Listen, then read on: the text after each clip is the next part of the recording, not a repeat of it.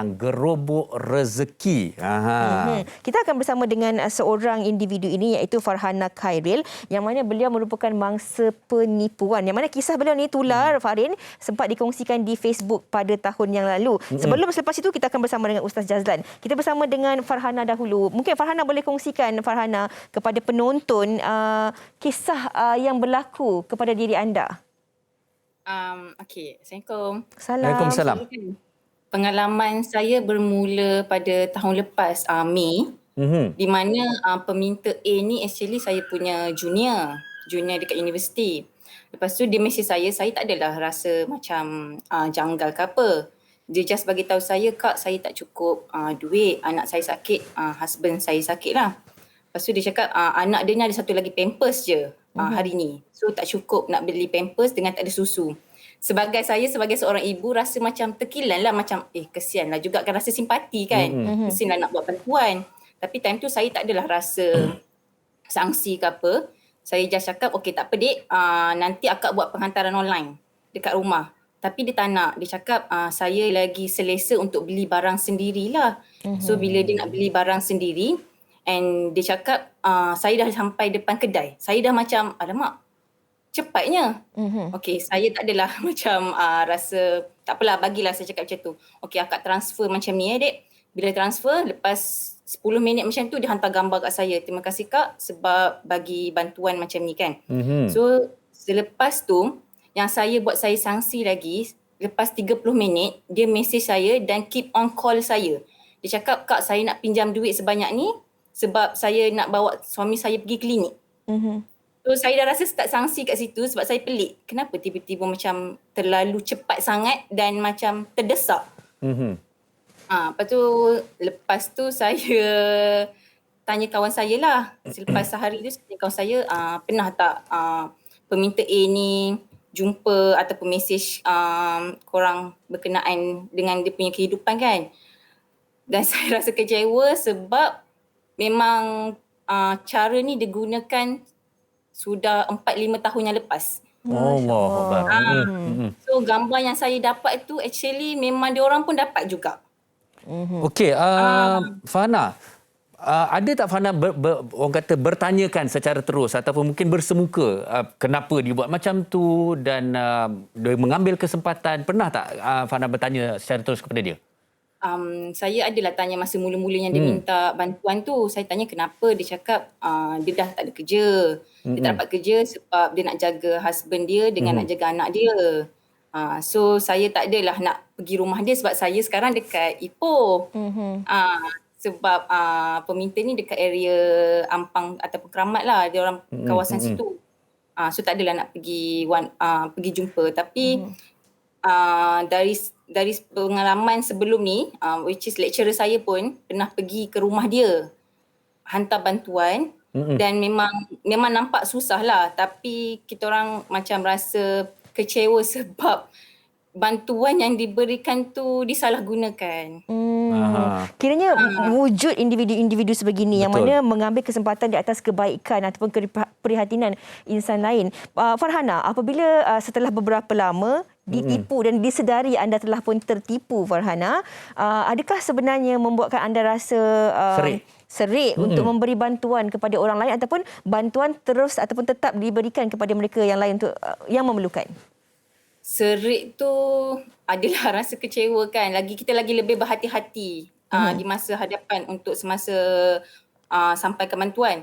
Tapi takkan stopkan saya untuk beri bantuan kepada orang yang memerlukan lah. Betul. Bukan apa Farhana, mungkin saya nak kongsikan bahawa tangan yang memberi itu lebih baik daripada yang menerima. Jadi teruskan kebaikan kerana itu adalah antara kita dengan Allah SWT. Jadi kita ucapkan terima kasih pada Farhana kerana berkongsi pengalaman mengenai penipuan pemberian sumbangan. Terima kasih sekali lagi Farhana. Dan kita juga nak bersama dengan Ustaz Jazlan sebenarnya untuk kita konklusikan topik kita pada hari ini yang tentang hikmah memberi, siapa pula yang layak untuk menerima dan bagaimana pula kita yang berhadapan dengan situasi ditipu dalam kita nak memberi ini yang akan diperjelaskan oleh Ustaz sendiri. Assalamualaikum, apa khabar Ustaz? Waalaikumsalam warahmatullahi wabarakatuh. Alhamdulillah saya sihat, syukur kepada Allah Taala. Apa khabar Farhan ni? Alhamdulillah sihat Ustaz. Saya tengok Ustaz selesa je kat rumah tu. Work from home tu katanya tu.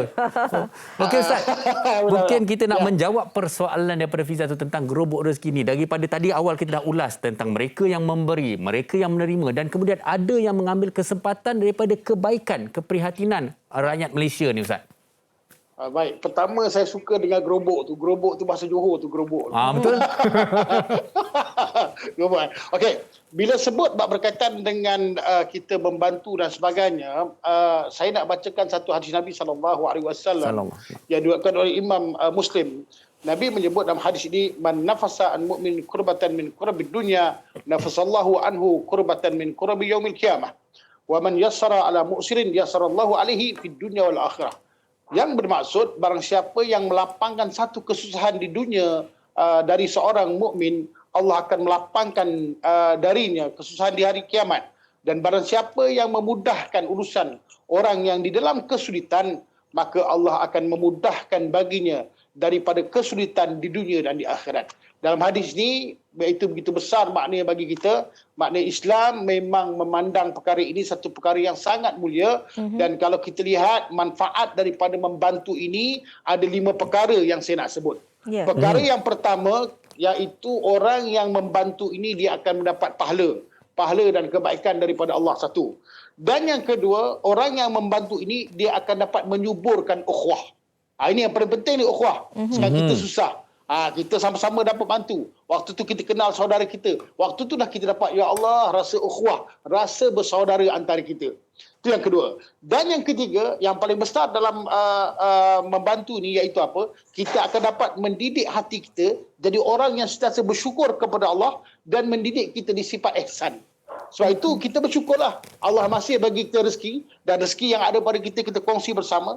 Dan waktu itu kita ada sifat ihsan. Maka kita ada sifat iaitu kemanusiaan. Kita balikkan sifat kemanusiaan kita. Itu yang ketiga. Dan yang keempat, saya nak sebut di sini, orang yang banyak membantu ni maknanya dia syukur. Sebab apa? Dia akan dapat rasa hidup beragama. Ini yang sangat penting. Ini yang sangat penting. Dan yang kelima iaitu apa? Allah akan jadikan mereka itu diselamatkan daripada segala kesusahan, kesulitan daripada dunia sampai akhirat. Ini janji Allah Ta'ala melalui lisan Nabi kita Muhammad sallallahu alaihi wasallam. Oleh sebab itu saya nak untunglah tadi kalau kita lihat Kak Melah kita Ain Arif telah menjalankan usaha untuk membantu, maka ada 5 perkara mereka akan dapat. Dan mudah-mudahan kita sama-sama menjadi satu perangsang untuk kita terus melakukan kebaikan. Ain tu wartawan kami Ustaz. Tadi tu Farah. Oh, Farah Okey. Ain maksud Ustaz teringat nama Ain. Okey. InsyaAllah. Okey. Ustaz, itu Ustaz dah kongsikan tentang manfaat orang yang memberi ni kan Ustaz kan. Tetapi Ustaz, bagaimana pula dengan orang yang menerima ini? Sebab kadang-kadang disebabkan oleh mereka rasakan mereka dalam keadaan tertekan, terdesak dan sebagainya, mereka segan pula untuk meminta. Siapa sebenarnya golongan yang layak untuk menerima ini Ustaz?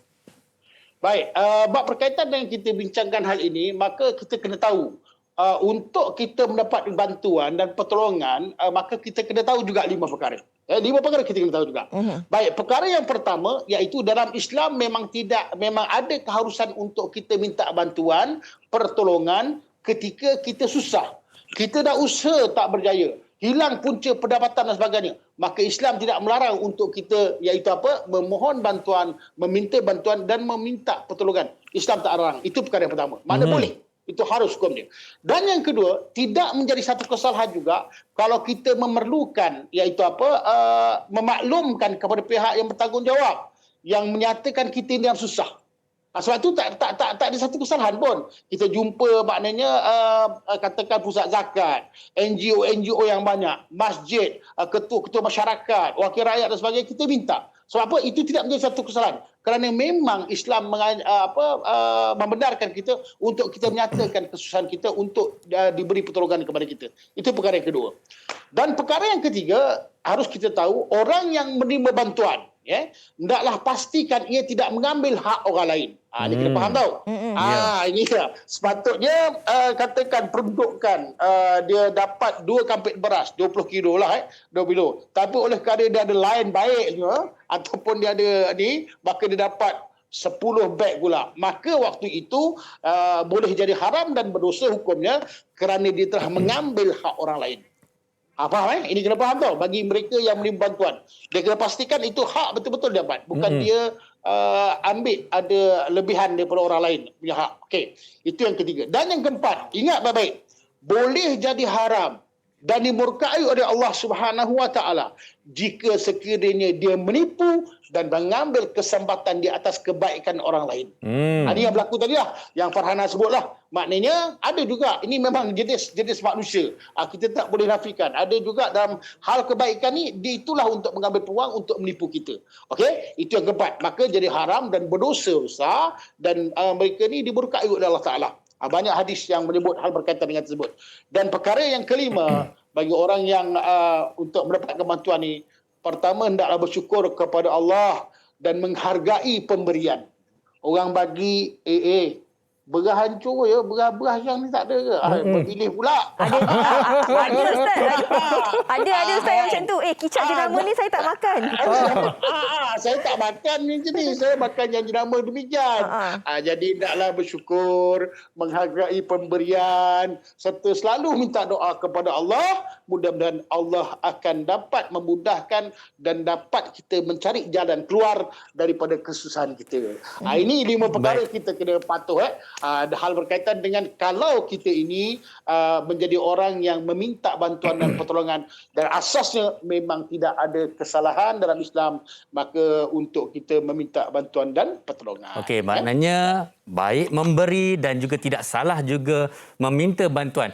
Okey, tapi cukup menarik satu perkongsian yang cukup menarik daripada Ustaz tadi kan, agak lengkap, tapi saya nak tambah sikit soalan pada Ustaz. Okey, di dalam isu pemberian dan menerima, kita ada satu keikhlasan memberi, kejujuran meminta bantuan, kejujuran menerima. Ya, betul. Okey, dan kita jangan lupa juga ada adab-adab memberi, adab-adab menerima. Itu orang kena ingat tu, Ustaz. Baik. Okey. Tadi saya sebut berkaitan dengan hal yang menerima. Saya sentuh sikit boleh tak? Sila. Berkaitan dengan yang nak beri pula ni, yang nak beri. Ya, silakan. Dia sama naik sebenarnya. Okey. Baik, bagi kita ini yang memberi, saya nak menyebut secebis je lah. Secebis pesanan kepada mereka yang membuat visi bantuan dan maknanya kerja-kerja amal ni. Ada 5 perkara saya nak pesan. Perkara yang pertama, kamu hendaklah balik niat kerana Allah. Amalan kita kerana Allah Ta'ala ni, Allah akan bantu, Allah akan nilai, Allah akan jadikan kita orang yang soleh dan solehah, Allah akan jadikan kita orang yang baik. Itu perkara yang pertama. Niat kerana Allah Ta'ala bagi orang yang nak membantu. Dan perkara yang kedua, mestilah amanah dalam pengagihan. Ya. Kadang-kadang bukan hanya daripada duit kita saja, daripada harta kita saja yang kita keluarkan untuk membantu. Kadang-kadang ada orang datangkan hartanya kepada kita, ditumpangkan kepada kita, disalurkan kepada kita untuk diberi kepada orang yang susah.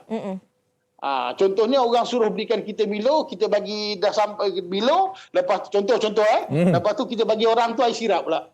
Faham tak maksud dia? Faham tak? Faham. Bajet RM20 tapi bagi RM10. Maknanya orang bagi kita 100, kita salurkan ke orang tu RM5 je. Mana lagi hati-hati tu. Jadi kena amanah. Saya akan sebut benda ni lah, saya tak kira. Silakan. Dan perkara yang ketiga, iaitu apa? Pastikan bantuan itu sampai kepada golongan sasar. Maknanya takut-takut ada golongan yang tercecer, golongan yang ambil kesempatan. Sebab tu macam tadi saya tengok siapa tadi Puan Melah dia ada data dia apa sekali. Itu bagus. Mana jangan sampai dekat kawasan kita ni ada yang tercecer. Sampai Nabi sebut, maka tidak beriman kita kalau kita dalam keadaan kita makan tapi jiran kita dalam keadaan kita lapar. Ini kita kena faham. Okey, itu yang ketiga. Dan yang keempat, jaga adab dalam memberi. Dalam memberi bantuan ni kena jaga adab. Cakap benda yang baik-baik je. Cakap kau jangan petirkan dia. Tahu tak petir? Bukan laser petir lah. Jaga cakap baik-baik. Dan kita memandang orang susah tu mestilah dengan ihsan, dengan belas kasihan, dan beri dia dengan barang-barang yang terbaik. Ya, barang yang terbaik. Kita nak bagi, nak sedekah, Nabi ajar itu apa? Barang yang terbaik. Sebab orang susah itu dia ada apa? Dia ada maruah. Ya. Ya. Ada kita faham dia ada nilai, dia ada syaraf, dia ada kemuliaan. Sebab ada orang susah lah kita boleh dapat pahala, boleh kita bantu. Ya. Dan yang kelima last, iaitu apa? Bersabar dalam menghadapi kerenahan manusia. Macam-macam yang kita Betul. jumpa bila kita melakukan amalan tersebut. Bukan-bukan jadinya. Tapi oleh kerana kita balik, niat kita kerana Allah, maka insya-Allah walaupun kata Farhana tadi, dia ditipu. Tapi dia terus saja untuk membantu. Kerana apa? Kerana mungkin dengan penipuan itu, kita mengajar kita jadi lebih berhati-hati. InsyaAllah. Saya kira itu satu penjelasan dan juga kesimpulan yang cukup-cukup melengkapkan topik perbincangan kita daripada hari ini, daripada hikmahnya memberi, siapa yang layak untuk menerima, dan amanah serta adat-adat yang perlu kita lakukan dalam kita memberi ini. Janganlah kita bagi sebotol kicap tapi kita nak jadikan konten untuk kita kongsikan kepada semua orang, kerana golongan yang menerima ini mereka juga mempunyai aib mereka itu sendiri. Mereka juga ada maruah mereka yang perlu kita pelihara. Betul. Dan apa-apa pun saya kira ini satu inisiatif yang cukup baik, yang mana rakyat Malaysia ni cukup baik dan juga prihatin dalam membantu mereka yang memerlukan. Baik, sekali kita ingin mengucapkan terima kasih kepada Ustaz Jazlan Abdullah kerana bersama dengan kita dengan pengisian yang cukup padat dan menjadikan orang kata panduan kepada kita untuk topik kita pada ini. Terima kasih sekali lagi Ustaz. Terima kasih banyak Fiza, Farhan dan semua. Mudah-mudahan kita sentiasa berdoa. Mudah-mudahan Allah angkat segala kesusahan dan wabak ini dari negara kita. Mudah-mudahan Allah berikan kita kebaikan dan masyarakat kita juga. Amin ya rabbal alamin. Ustaz jaga diri bersama dengan keluarga Ustaz.